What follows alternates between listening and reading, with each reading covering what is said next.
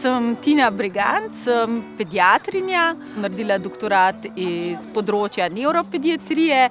Nato sem se pa odločila še za eno specializacijo iz fizikalne in rehabilitacijske medicine z namenom, da bi znala bolj strokovno poskrbeti tudi za vse te otroke s posebnimi potrebami.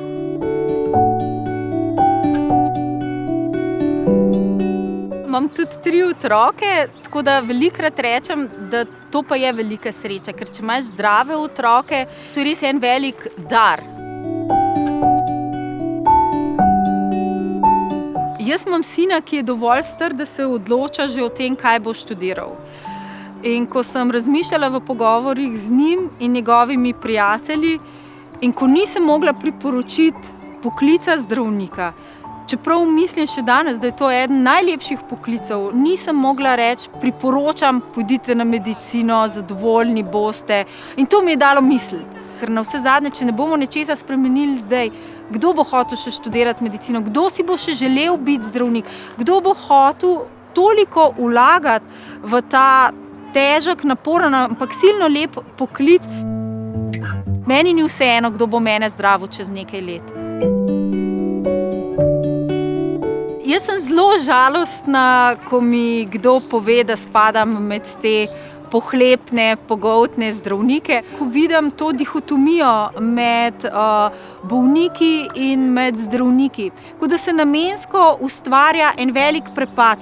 Na eni strani je bolnik, na drugi strani je zdravnik. Kaj pa je tukaj vmes? Pri vseh aferah bi si pa res želela, da bi se razkrilo, kdo stoji za njimi.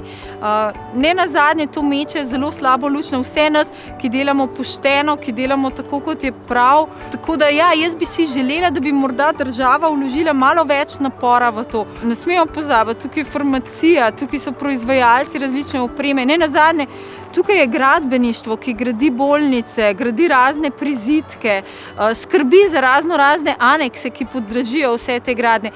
Tega nismo krivi zdravniki in ja, to bi si zdravniki želeli, da bi se te stvari razčistile.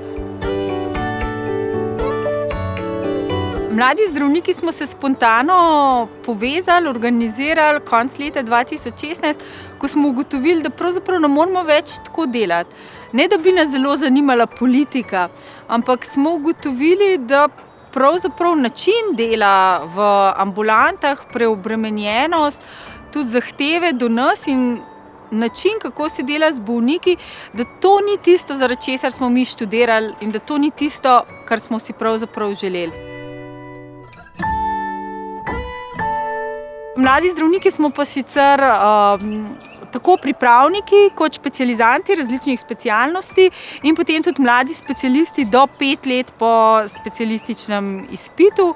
Tako da nas je zdaj takih, ki komuniciramo preko istega spletnega portala, nas je že skoraj 1000. Izvedli tako na začetku leta 2017 tudi volitve, izvolili 7 predstavnikov, med katerimi sem tudi jaz.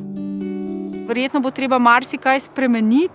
Do sedaj pač mladi zdravniki nismo bili tako vključeni. Mi smo tudi tisti, ki bomo nosili posledice sprememb, ki se sprejemajo danes.